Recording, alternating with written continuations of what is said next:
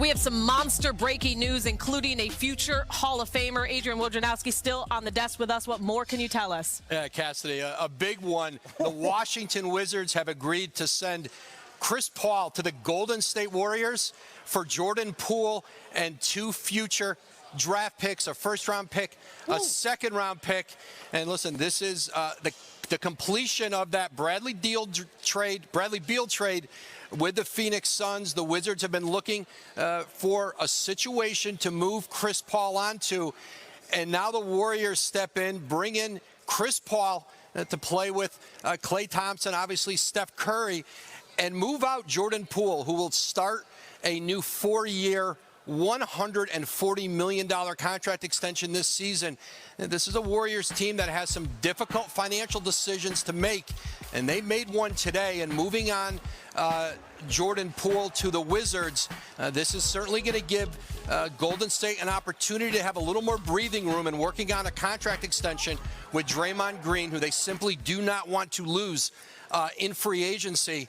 And now Chris Paul, who wanted to play very much for a contender, his conversations with the Wizards, Michael Winger, their president, his agent, Stephen Human, they've been working all week to try to find a landing spot for Chris Paul. And it is the Warriors who now bring in this future Hall of Fame player as they try to maximize this window with Steph Curry, Klay Thompson, Draymond Green, and certainly Washington now gathering up picks, gathering up young assets, and they're really in a full rebuild now. Yeah, before this trade, the Warriors' payroll stood at $186 million. Mike Dunleavy was promoted from assistant GM to replace Bob Myers 6 days ago. Do you have any insight of just how busy he's been in his new role? Yeah, Mike Dunleavy Jr., this has been a conversation in Golden State. Again, I think trying to find a way to balance out this payroll.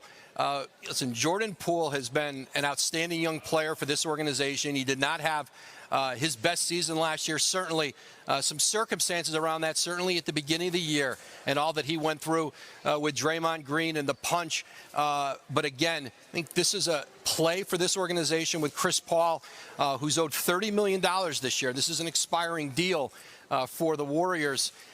It gives them a chance to bring in a player who, in Chris Paul, you are not asking him to carry a significant big role. There's plenty of great guard play here, but certainly the role he could play could be significant as they try to get back into championship contention. And Mike Dunleavy Jr. and Joe Lacob, their owner, they've talked about, listen, wanting to still compete, but also the reality that with this new salary cap, with the payroll that has to eventually get reined in.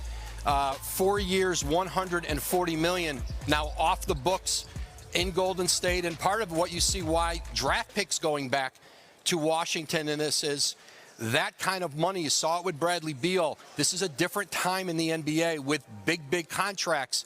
And so the Warriors almost had to incentivize that a little bit in getting off that much money.